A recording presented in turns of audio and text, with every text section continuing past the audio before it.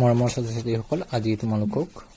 English পেপাৰখনৰ সমাধান কিছুমান কৰিবলৈ চেষ্টা কৰিছো যোনটো আজি হৈ গ'ল মেট্ৰিক পৰীক্ষাৰ তোমালোকৰ আহা আজি আমি ষ্টাৰ্ট কৰো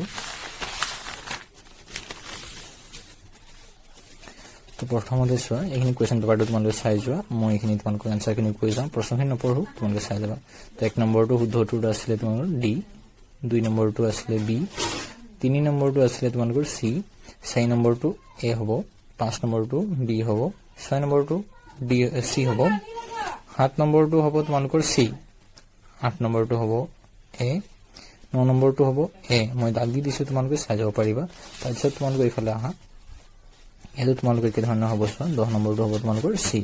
আৰু ইয়াৰ শুদ্ধটোটো বাছি উলোৱা 2 নম্বৰটো হ'ব বি 2 নম্বৰ 1 ৰ বি হ'ব 2 নম্বৰ 2 টো হ'ব সি 3 নম্বৰটো হ'ব সি 4 নম্বৰটো এ হ'ব 5 নম্বৰটো হ'ব বি 6 নম্বৰটো হ'ব বি 7 নম্বৰটো সি 8 নম্বৰটো হ'ব ডি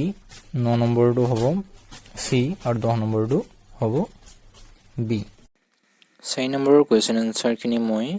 ৰাইট চিন দি দিছো তোমালোকে চাই লোৱা এইখিনি আৰু ভিডিওটো লাইক কমেন্ট আৰু শেয়াৰ কৰি দিবা ধন্যবাদ